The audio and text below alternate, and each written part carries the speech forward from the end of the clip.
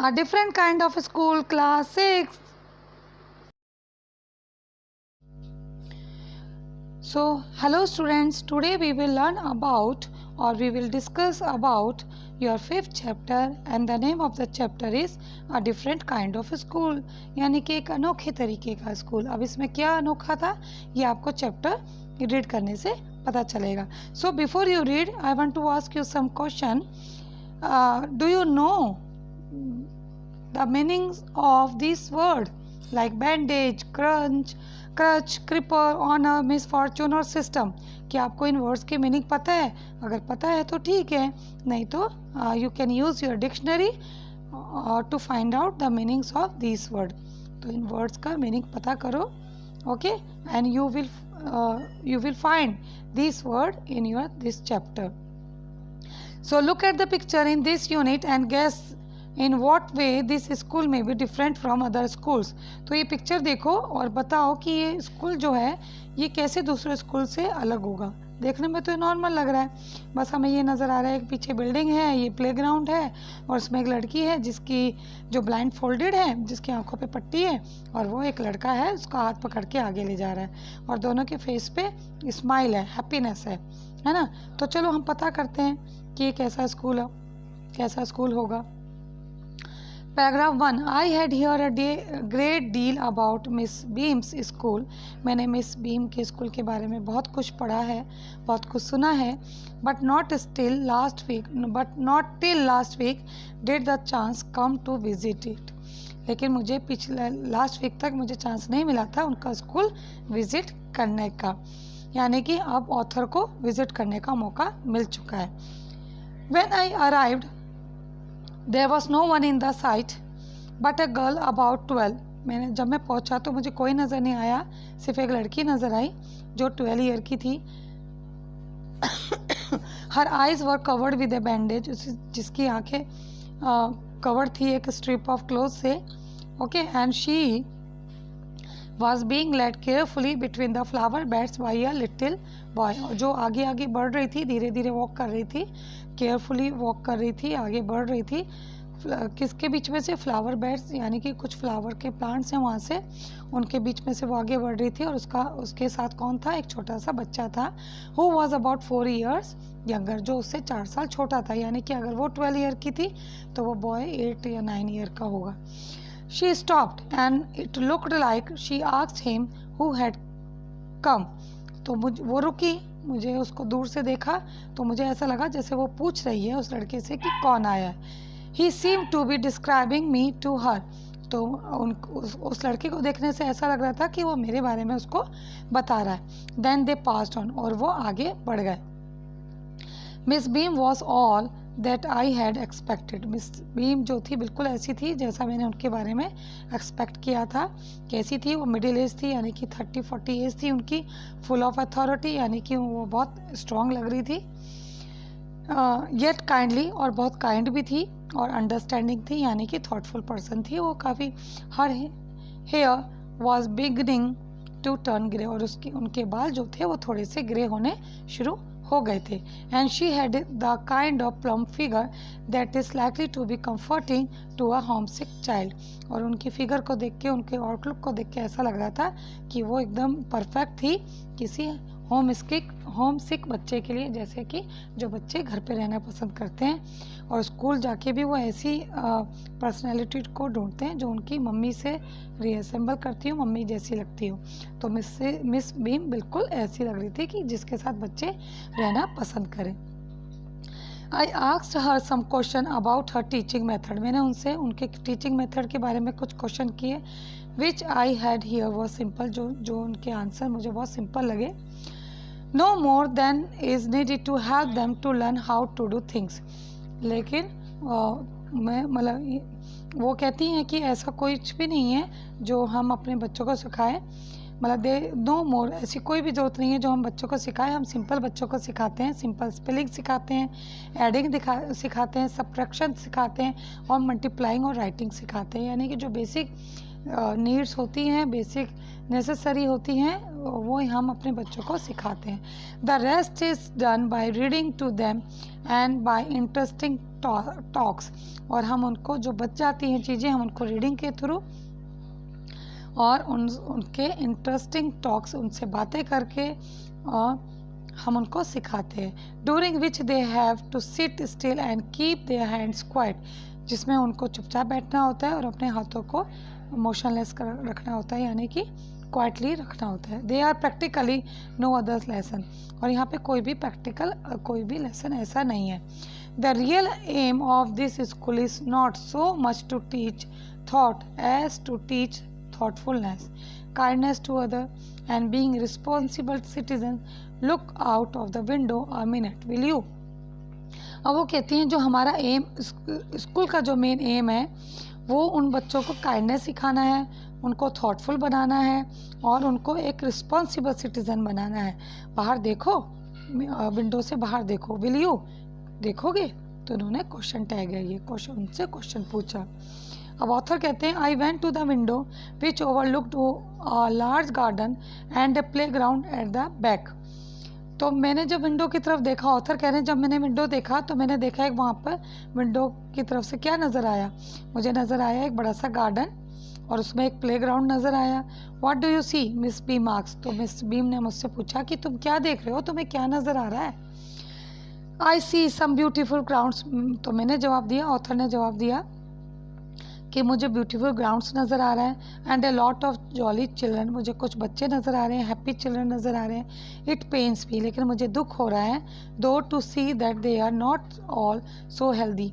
और मुझे उनको देख के ये दुख हो रहा है कि वो हेल्दी नहीं है और एक्टिव लुकिंग नहीं है, यानी कि उनमें कुछ कमी है. When I came in I so one poor little girl being laid out. जब मैं आया था तो मैंने एक ब्लाइंड लड़की को देखा था. She has some trouble with her eyes. उसकी आंखों में शायद कोई प्रॉब्लम थी. Now I can see two more with the same difficulty. अब मैं 2 और बच्चों को देख रहा हूँ जिनको सेम प्रॉब्लम है. And there is a girl with a crutch reaching watching the others at play. और एक लड़की है जिसके हाथ में क्रच है, यानी कि बैसाखी है, और वो दूसरे बच्चों को खेलते हुए देख रही है. She seem to be a hopeless cripple. और वो बहुत होपलेस लग रही है लड़की मुझे, बेचारी खुद तो खेल नहीं पा रही ना, इसलिए. Miss beam laughed. अब मिस बीम हंसती हैं और कहती हैं ओह नो शी सेड. और कहती हैं she is not really lame. वो रियल में लैम नहीं है, मतलब उसकी पाँव में कोई प्रॉब्लम नहीं है. This is only her lame day.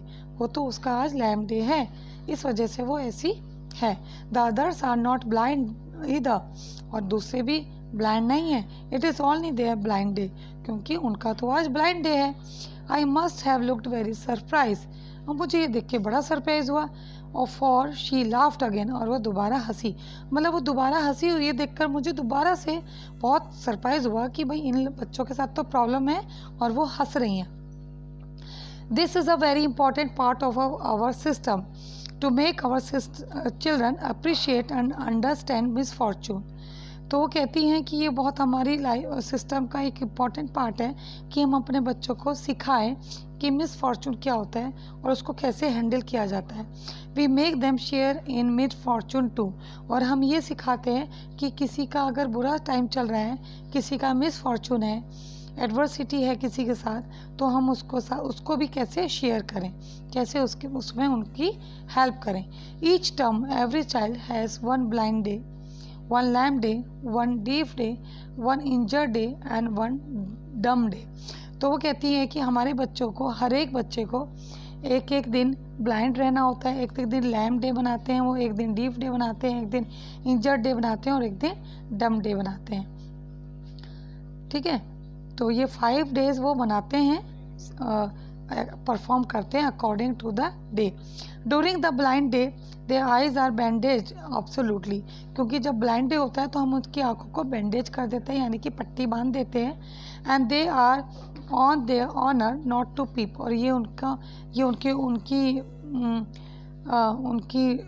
Truth होती है, मतलब कि उनकी ऊपर होता है, ये उनकी सिंप्लिसिटी होती है कि वो उसमें झांकते नहीं हैं, यानी कि चीटिंग नहीं करते. The bandage is put on overnight. और पूरी रात उनको बैंडेज बांध के रखना होता है अपनी आँखों पे। सो दे वेक अप ब्लाइंड, ताकि वो जब जगें तब भी वो ब्लाइंड रहें। This mean that they need help with everything. इसका मतलब ये है कि उनको हर चीज़ में दूसरे की हेल्प चाहिए। Other children are given the duty of helping them, और दूसरे बच्चों को हम ड्यूटी दे देते हैं कि वो ब्लाइंड डे जो बना रहे हैं या जो ब्लाइंड बने हुए हैं उस दिन उनकी हेल्प करें। एंड लीडिंग देम आउट, और उनको लीड करें। They all learn so much this way, और इस तरीके से वो बहुत कुछ सीखते हैं। क्या क्या सीखते हैं? To the blind and the helpers, जो ब्लाइंड बना होता है वो भी बहुत कुछ सीखते हैं। जो बच्चे ब्लाइंड की तरह परफॉर्म करते हैं वो भी बच्चे बहुत कुछ सीखते हैं, और जो हेल्पर की ड्यूटी निभा रहे होते हैं वो भी बच्चे बहुत कुछ सीखते हैं। There is no mystery about, Miss Bean continue, और इसमें कुछ बुरा भी नहीं है। मिस बीन अपनी बात को कंटिन्यू करती हैं। Every one is very kind, क्योंकि सब बहुत काइंड हैं। And it is really something of a game, और ये जो गेम है इसमें भी बहुत कुछ है। Before the day is over, though even the most thoughtless child realise what misfortunate, और जब ये दिन ख़त्म होता है उनका, कोई भी पर्टिकुलर डे जब ख़त्म होता है, तो जो कम समझदार बच्चा होता है वो भी रियलाइज़ कर लेता है कि मिसफॉर्चून क्या होता है और उसमें कैसे दूसरों की हेल्प करनी चाहिए, और कैसे मिसफॉर्चून जो होता है किसी के साथ तो उस बच्चे को कैसा फील होता है। The blind day is of course really the worst, but some of children tell me that the dumb day is the most difficult. तो मिस बीम कहती हैं कि मुझे कुछ बच्चे कहते हैं कि ब्लाइंड डे जो होता है सबसे वर्स्ट होता है, सबसे बुरा होता है, लेकिन कुछ बच्चे कहते हैं कि मैम डम डे सबसे ज़्यादा डिफ़िकल्ट होता है। क्यों होता है? We can't bandage the children's mouth, क्योंकि हम बच्चों के मुंह के ऊपर बैंडेज नहीं लगा सकते, उनको पट्टी नहीं बांध सकते। So they really have to exercise their will power, क्योंकि चुप रहने के लिए उनको अपनी विल पावर स्ट्रॉन्ग करनी होती है, उनकी अपनी विल पावर के ऊपर काम करना होता है। कम इन टू द गार्डन, चलो आओ गार्डन में आओ।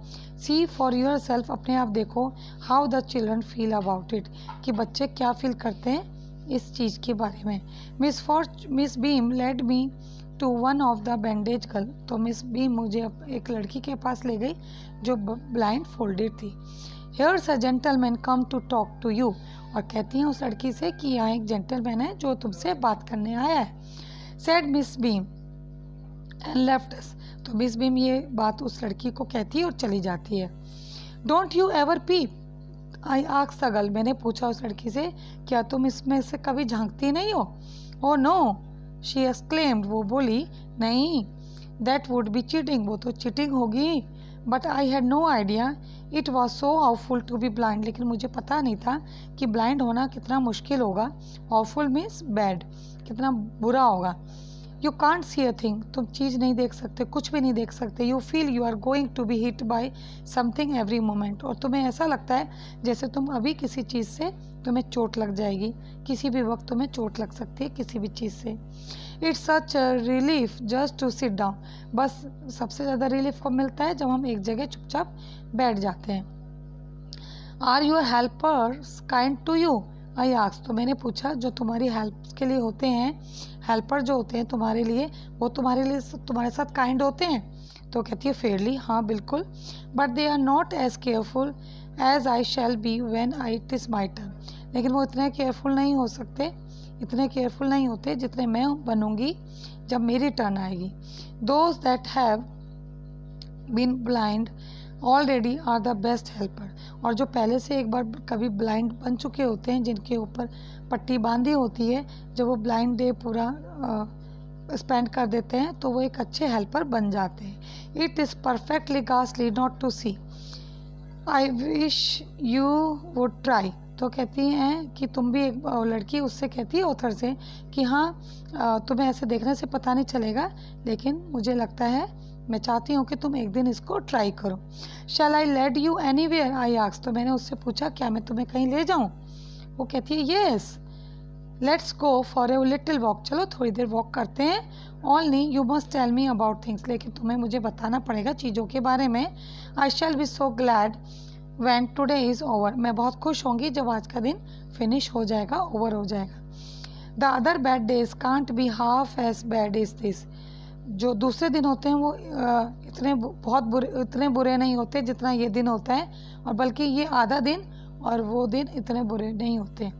Having a leg tied up, जब हमारी टांग को टाई किया जाता है, and hopping about on the crunch is almost fun, जब हम अपनी एक टांग बांध के जब लैम्प डे हम करते हैं तो वो बुरा नहीं होता, क्योंकि उसमें मज़ा आता है, क्योंकि हम होपिंग करते हुए पूरा दिन चलते हैं या वॉक करते हैं। यानी कि जब हमारी एक टांग को बांध दिया जाता है तो हम क्रंच की हेल्प से होप करते हुए कूदते हुए चलते हैं और उसमें हमें मज़ा आता है।